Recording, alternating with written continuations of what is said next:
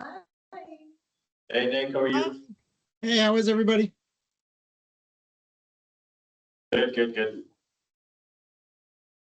we know if anyone else will be joining us? Should we wait a few minutes? I texted Patrick earlier. I haven't heard back. I texted Patricia earlier. I haven't heard back. So I'm assuming it's probably solo. Wait a couple minutes and we'll get started otherwise. Okay.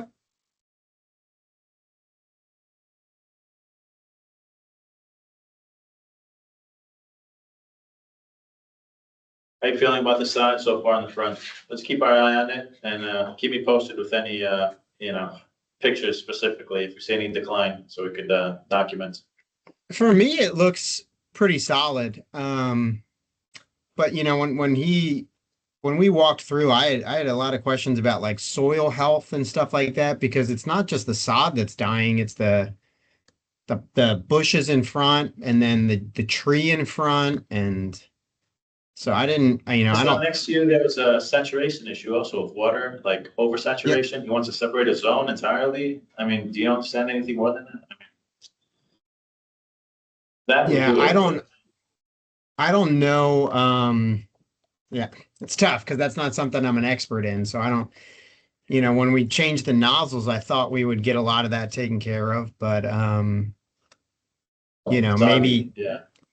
maybe less time. I mean, Yeah, that yeah. But I then the even problem is asked the new like, sod needs higher frequency and higher durations. Meanwhile, everyone else is getting soaked, I guess, right? yeah, and I had asked like, should we fertilize? Do we aerate? I had asked, can we seed instead of sod? And basically the feedback I got was is that basically we have to sod that stuff. We can't seed it. And so And I and again, I actually don't. explored seeding with him for other areas. If we're not doing sod yet, if we're monitoring, so it was like aerate, seed, and then soil. And Yeah, then, stuff that comes with, I forgot there was another, it's an additive basically. It's like a fertilizer essentially for grass. yeah, But at least do that in some areas instead of doing a yeah, whole sod job. yeah. Because I mean, George has always been super honest with me, and like I had questioned when we did that walkthrough. It was like a lot of the feedback I had gotten was, there's not exposure to the sun, and then I brought him to the area that is completely covered in shade, and that grass is like thriving. It's also this deep of water, you need basically waders to go through it. So it's flooded and it gets no sun and it's healthy. So that's where I'm always like, is it the So soil or is there yeah, something yeah, in the irrigation system, like with the water that it's putting out that's killing it or something? Because it just doesn't make sense to me. yeah. I'm on that boat with you, learning the mystery of sod. Yeah, yeah, yeah. All right. If no one else is going to join us, I guess we'll get started. Yep. Just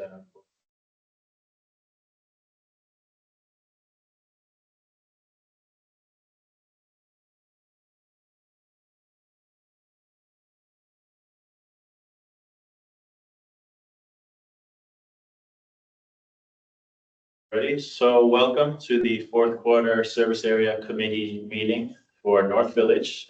Today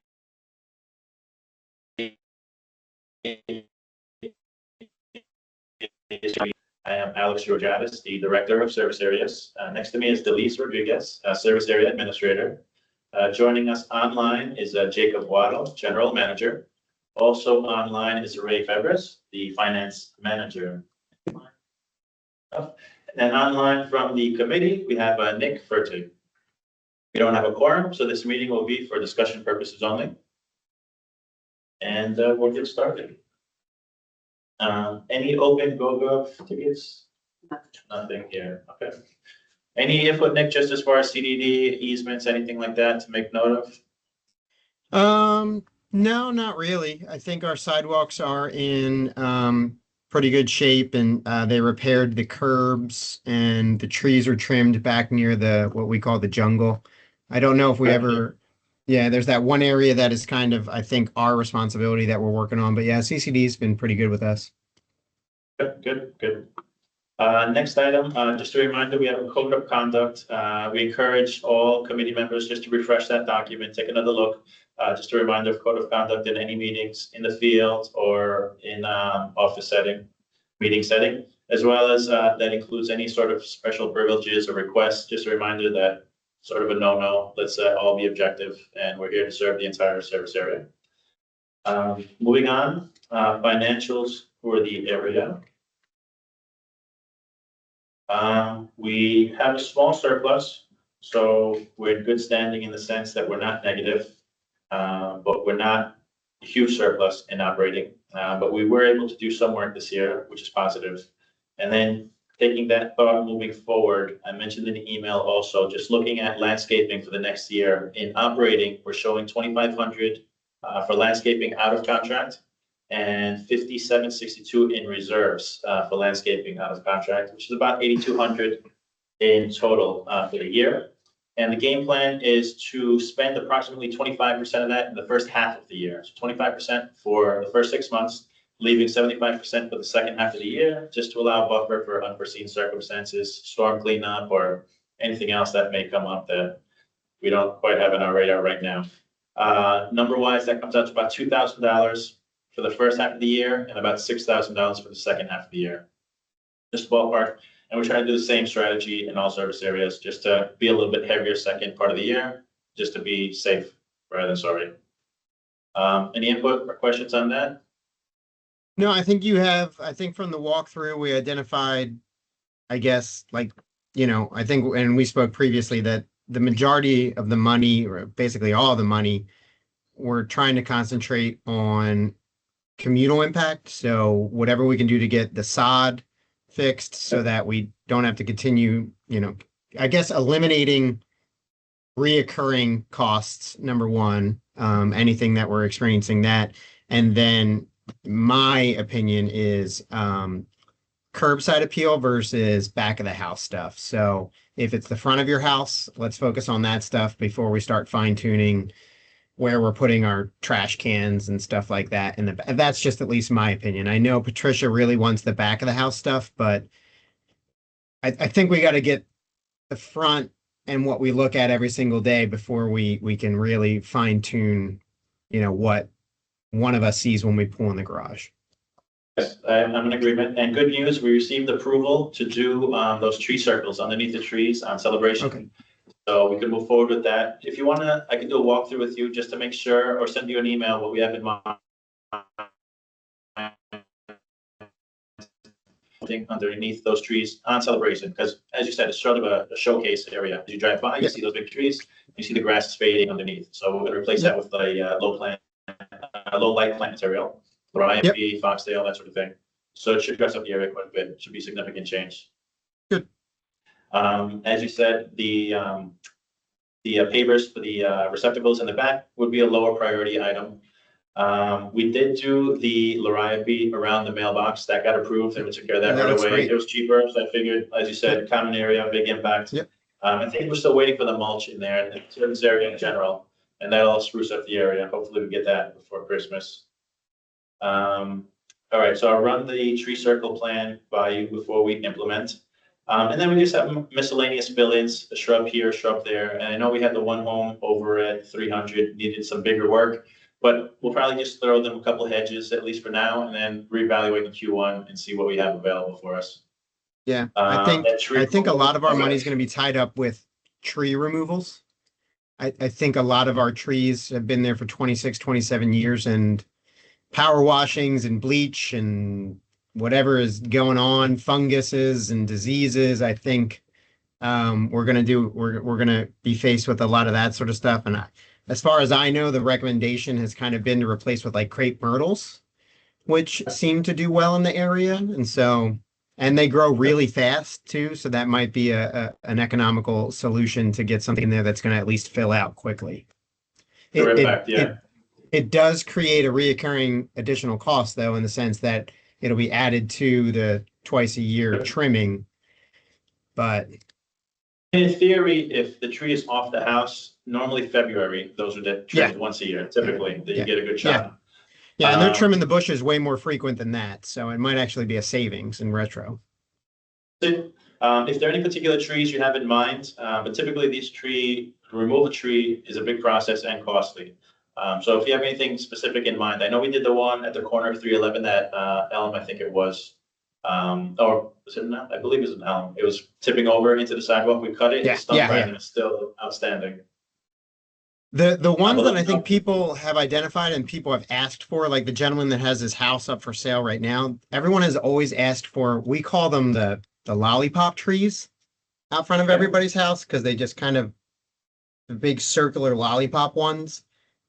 Pedestrian, yeah. I have one in front of mine. My neighbor has one in front of theirs. My neighbor to the left got hers replaced with crepe myrtle. But if you go up and you look at those, like mine is half dead. And if you look at my neighbors, if you get close to the bark, there is like really weird, gross, like fungal stuff growing everywhere on it. So last time we did a walkthrough with George, we looked at it and he basically said like they're getting to the point where they're just going to start kicking the bucket. Okay, I mean, we could look at natural decline versus disease. If there's anything we could treat them with in the meantime, maybe get Yeah. a few more years, Yeah. a lot cheaper. Yeah. Yeah. All right, let me speak with George on that, see if we maybe get lucky and just buy ourselves some time at least. Yeah. Okay, good. So we have tree removal on there, mailbox, kiosk, landscape improvement, that was done. And the stepping stone is a lower priority.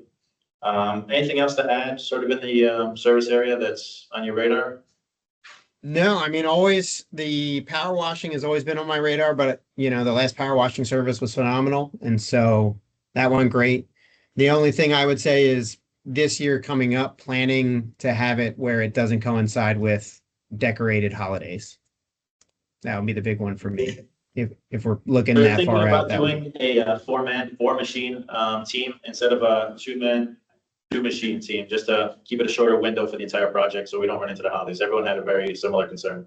So I think Yeah. that might be the only solution, is just to shorten the duration of the entire project, and then Yep. we'll figure out where to place it.